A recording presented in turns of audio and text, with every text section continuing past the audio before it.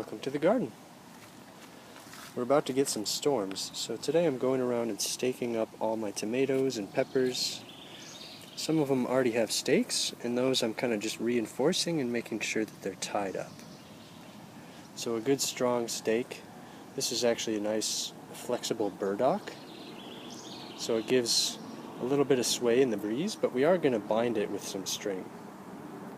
I usually like to pick a spot that's close to where it crosses, but not exactly on it. I don't want to bind it too tightly. We want to give it a little wiggle room. So I'm thinking right down here, and we're not going to do it too tight. We want to leave a little bit of room for it to blow around and grow, but we don't want it to snap, so we want it fairly close. Then we can tie a little knot so it doesn't come undone. There. So now it should wiggle and sway, but it won't go anywhere. So I've basically done this everywhere in the garden, including this beefsteak, which is setting huge fruit. Look at these. I've actually got this one bound here, here, resting on here, and then a few other places where the fruit are pretty tall. And to keep this under control, I've been topping it. So I've pinched off the top growth. That'll keep it low and bushy. And I've done the same with this one here. And we can probably do the same with some of these pretty soon. And that's a great way to keep your tomatoes under control.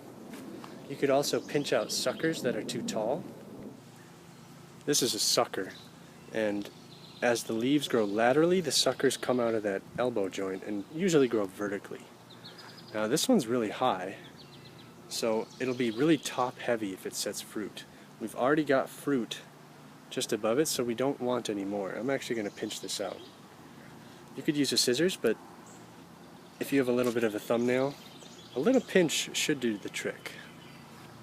This whole branch will focus then on this fruit, and we'll get really nice large fruit without too much sway in the wind, because we've got it bound here and it's leaning up against the cage. So I think that'll be enough to support at least 2 little tomatoes. The biggest tomato's right back here. It's actually a cluster of 3, and there's a little bit of spotting on that one there, but I don't think it's blossom end rot. I think we've cleared that stage because the blossom ends look really nice. That's going to be a beautiful trio. So I think this really big beefsteak is good. I think the cherry just next to it is okay. I added this steak today, so that should be okay. I also tied up the jalapenos. They were just leaning up against the steak, but I've actually bound them with some string, just so that the top heavy plants don't topple over. But peppers are usually pretty sturdy, but now that they're setting fruit, I just want it to be safe. And we've got 2 really nice jalapenos.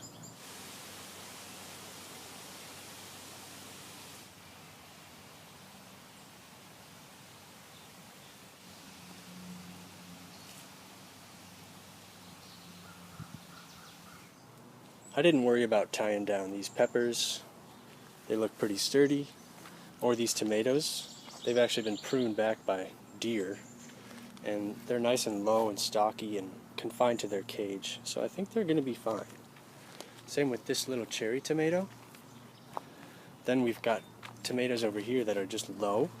This is a Roma tomato. You can tell by the long fruit. So this is actually kind of vined and stayed really low and bushy, which is great. I think that's really cool. I've been wanting to try more vining tomatoes, try and get them to grow more naturally. Training them to grow vertically is really a struggle, so you're always going to be fighting the nature of the plant. So I want to try and work with it and get it to vine, and that'll put less stress on the stems and let the fruit hang and hopefully get a little bit larger. But these ones are kind of I'm just going to let go. I actually removed a stake because it wasn't doing anything.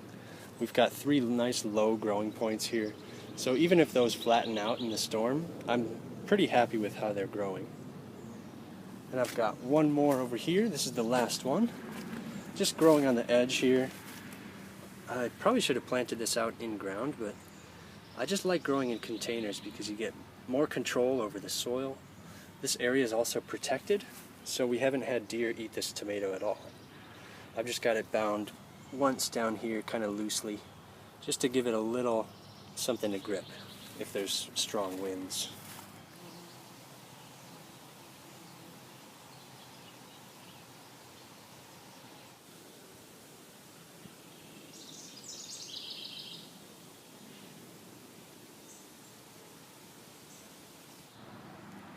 Oh yeah, I also did my cucumber. I added this really large stake. This is just a big branch from a tree. Cut off all the little suckers, and these actually make really nice anchor points. You can see I've actually wrapped the tendrils around to grip, and then I've supported it with a couple binds of this twine here. So hopefully that'll kind of now grow around this stake here, which I've also tied, so that'll support it, and then wind up here, and then it can continue to grow vertically for a couple more feet. So pretty decent prep for this week's storm. I think we're absolutely ready. I hope you all get out in the garden and give this a grow.